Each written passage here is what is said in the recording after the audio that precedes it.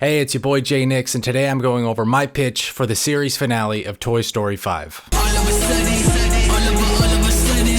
For those who haven't seen my previous video where I break down my idea for Toy Story 5 as a limited series, this video isn't going to make much sense. So if you haven't seen that video, press pause and go to the pinned comment below to get up to speed, and then come back and see how the whole story ends. In the last video, we ended with Buzz visiting Ham and the Potato Heads at Sunnyside Daycare, where he explained to them that Andy's health is in decline and he won't have much longer to live. Andy's last wish is to see all of his old toys again, the toys that made his childhood. With Buzz leading the charge, they agree to team up and track down the rest of the toys and bring them back to Andy to say goodbye before it's too late. For each episode, we'd be going over the backstory of each toy and how they got to where they are before being found by Buzz and the others. But for this video, I'm going to be skipping over the episodes where we find the others like Slinky and Rex and jumping straight to where we find Woody and Bo. From there, it's all about their race against time to get back to Andy. I want to focus on this part because this is where all of the emotions from the entire saga would add up, leading to a big send-off and a surprising interaction between characters. But before I get into it, I need you to click on the subscribe button. I recently made this channel and have a few different videos from skits, animations, and my most recent short film. Making these pitches and video essays is something I'd like to do more of.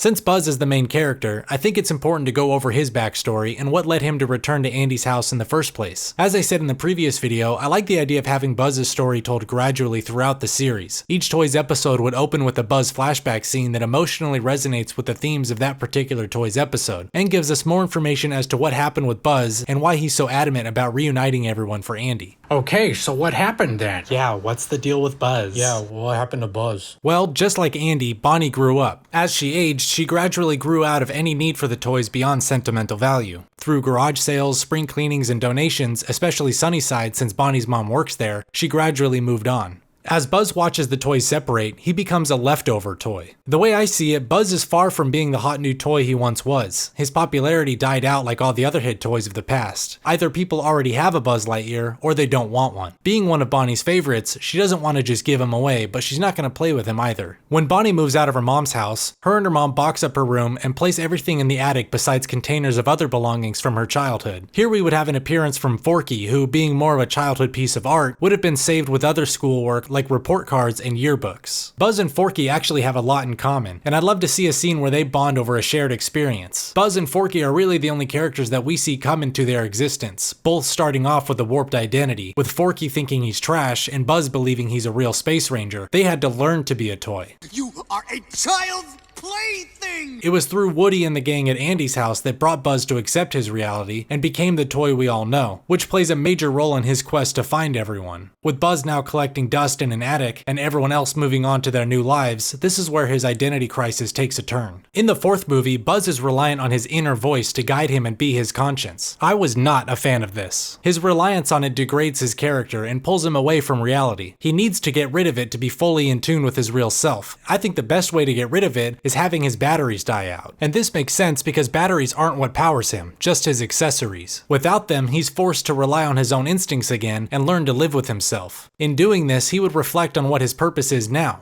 Is he gonna stay at Bonnie's just to fade away? Is there a life beyond that like the one Woody has found? I think this would make him reflect on where his life truly started, back at Andy's, the place where he came to be. And this is where he would make the decision between staying at Bonnie's or going back to Andy's. Andy may be gone, but so is Bonnie. And if he's gonna be stuck somewhere, why not go where he feels the most connection to himself? Buzz tells Forky there's no purpose for him there anymore and that he's going back to Andy's. Once there, we see Buzz settles into the attic right around the time that Andy and his new family move back in, and that a lot of what we see in the montage from the first episode is mainly from Buzz's perspective as he watched from afar. In the attic, Buzz remains, staying in contact with some of the main toys as best as he can, like the Potato Heads at Sunnyside, but connections with them become more rare as time goes on. Buzz quickly develops a friendship and bond with the attic toys, fitting in well with their community. He finds meaning by being a leader and a caretaker, essentially acting as Woody did for him and the others during the Andy years. And here he stays, watching over the family as time goes on, and finding peace in being there even if from afar, eventually leading to the events that sent him on his journey to reunite the others for Andy, which is when our series takes place. Throughout each episode, Buzz and the others are tracking down the rest of the toys, building the team back together as they search for the last toy on the list, Woody. We would learn of his potential whereabouts from the episode featuring Woody's most loyal companion, Slinky. And in the episode, Slinky would tell about the constant rumors of a mysterious cowboy who roams around helping lost toys connect with children in need, and he knows it's Woody. Slink tells them that a new complex recently opened in a nearby neighborhood, with a playground outside. Woody and Bo would potentially be there at some point, and it's their best shot of finding them. At the playground, the toys anxiously wait for any sign of Woody or Bo, and as the day goes on, hope begins to die out, until a child is seen playing by herself in the sandbox. The toys watch as Bo appears from the bushes behind, with a Cabbage Patch type doll at her side. Bo guides the doll behind the child where it waits to be discovered. The child turns to find the doll and is overjoyed. We see the doll thank Bo for helping her and the child, and get a glimpse of what Woody and her have been up to for all these years. We hear something step up from behind, and all the toys turn to see Woody. And here's where I'd want a hero shot of Woody standing tall, as Bo makes her way over.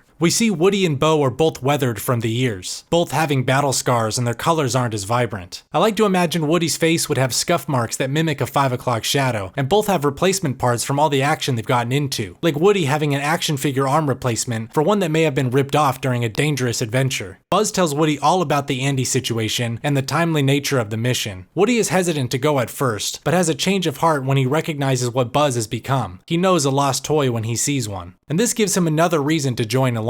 Woody shouldn't just be brought back for Andy. He should serve a larger purpose, one that really warrants his return after his official send-off in the 4th. Woody's new life is helping children connect with lost toys, and with all that Buzz is going through, Woody can not only say goodbye to Andy, but also rescue Buzz and help him find his new life in the process. So with all the toys back together, and miles from their destination, they begin their trek back home. The toys make it to Andy's house late at night. They climb onto the roof and Buzz leads them through the hole in the attic that he chased the rat out of in the first episode. The attic toys all look around at Andy's old toys, recognizing them from the home videos and seeing them almost as celebrities. The excitement quickly fades and Woody can sense something is wrong. Raggedy Ann steps forward and tells them that they're too late. She takes them down to Andy's room, which has an empty bed. Buzz and the others are heartbroken. She explains to them that earlier that evening, Andy collapsed and was rushed to the hospital. Buzz asks if he's still there, or if there's any other information, but she has no answers. Buzz is distraught. He feels he failed both Andy and the others. And Woody consoles him, telling him he did the best he could, and that it was a great thing he did for everyone. The toys all look around the room, seeing past all the changes and remembering the way it used to look. They think about the times they had with Andy, each character visualizing a key moment they had with him. Robin's voice is heard coming down the hall, and the toys all scatter. Buzz and Woody sneak to the door and peek down the hallway. They see Robin frantically talking to a babysitter, thanking her for coming on such a late notice. Robin tells her she's going to pack an overnight bag and bring a few items to take to her father in the hospital. Woody and Buzz turn to each other, grateful to hear Andy is still alive. Robin enters Andy's room with a duffel bag and packs it with clothes, blankets, and his tablet with the home videos. The toys know this is their best chance of getting to Andy, so when Robin turns, they dash over and bury themselves under the blanket. Robin zips the bag with them inside and heads to the hospital.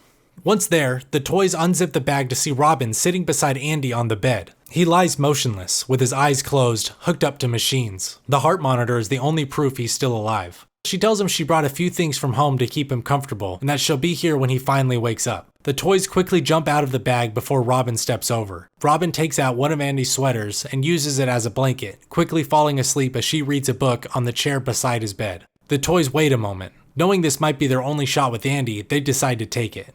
Ham runs to the door and sees the nurse is busy at the computer and gives them the thumbs up. The toys climb onto the bed, looking down at the old man, wondering who should speak first. Woody takes off his hat and steps forward, speaking directly to Andy. He tells them that they're all here for him and how much he has meant to all of them. One by one, the others chime in to say some words and goodbyes, sharing fond memories they have had and how much they love him. And while they speak, we would flash through clips from past movies of Andy and the toys all playing together. I love the idea of having the toys speaking openly to Andy here. We know they're capable of talking to people, but not really supposed to. Andy being in this state allows them to talk to him without really breaking any rules. This offers a way of doing it emotionally and with meaning, knowing Andy might not make it through the night. Woody tells Andy they're all so grateful to have had a kid as great as him, and that he did more for them than they could have ever done for him. He may have grown up, but they will always know him for who he is inside. Woody steps closer and says, "So long, partner. You'll always have a friend in us." And when he says this, we see Andy shed a tear, and we know that he was able to hear it all. Buzz sees the nurse making her way to the room, and the toys all give one final look at Andy before escaping through the window and heading back to Andy's. Back in Andy's room, the toys reminisce about moments they've had there. Woody sees the stars on the walls and it all comes back to him. Buzz tells him he's free to stay with them if he wants, but Woody says there's no point. Andy's gone. Footsteps are heard coming up from the hall, and we see the babysitter walking a sleepy Ellis back to his room. He asks if Grandpa is okay, and she politely tells him that everything will be fine and to get back to sleep. Woody is taken back at the sight of him. Buzz tells Woody it's not about Andy anymore. It's for his grandson.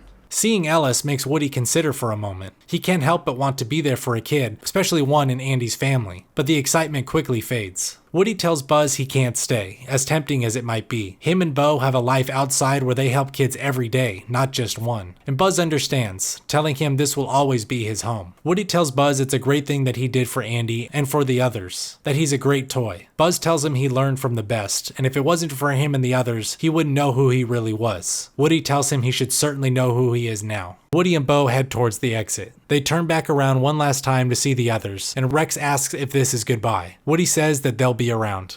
Buzz tells them that they'll take good care of the kid, and Woody says he knows they will. Buzz extends his hand to Woody and says, "So long, cowboy." Woody shakes his hand. "So long, Space Ranger." Woody and Bo make their way to the street below, and they hop onto Bo's skunkmobile and drive off. The toys watch as Woody waves his hat as they ride out into the night. Jesse asks what they should do now. Buzz gathers them around, telling them that Ellis is going to need them now more than ever. It's going to be a tough time for him once Andy is gone. They find their place to rest in the attic and wait for what the morning brings. The next morning, Jesse pulls Buzz aside and tells him the rest of the toys have a surprise for him. They gather around and give Buzz a makeover, cleaning up scuff marks, shining his shields, and making him look brand new again. After he's all cleaned up, Jesse surprises him with new batteries she found in the house. She tells him he can't go out there without them. He smiles, telling her he had gotten used to not having them.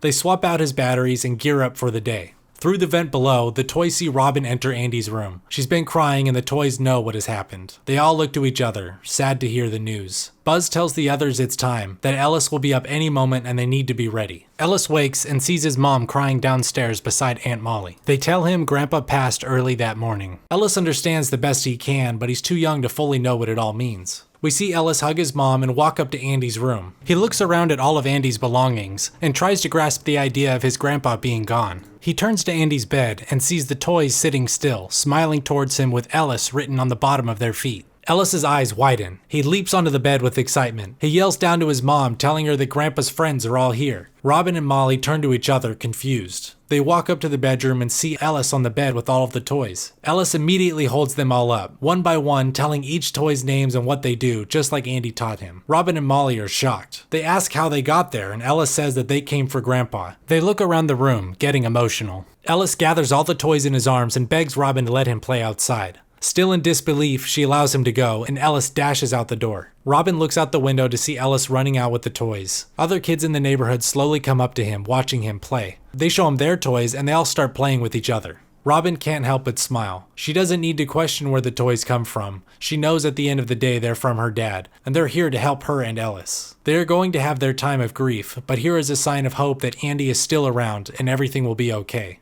The toys sneak glances at each other as Ellis takes turns picking each one up to play with. They had forgotten what it was like to be someone's toy. From the bushes, we see Woody and Bo watching them. They smile in approval. Woody focuses on Buzz, more alive and thriving than ever. They turn and ride off, officially able to leave. We see Ellis pick up Buzz, holding him up high, spinning around as he pretends that they're flying. Buzz gets a rush of joy. He soars high with his arms out. Ellis presses a button on Buzz's chest, and we hear, To infinity and beyond!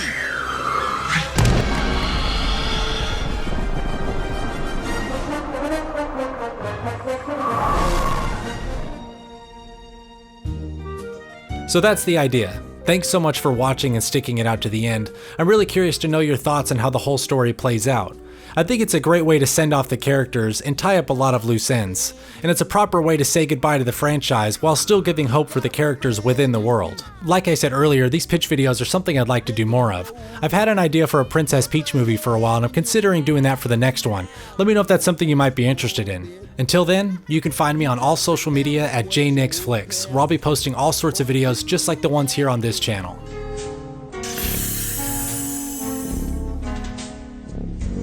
Listen to me, please. Listen to me.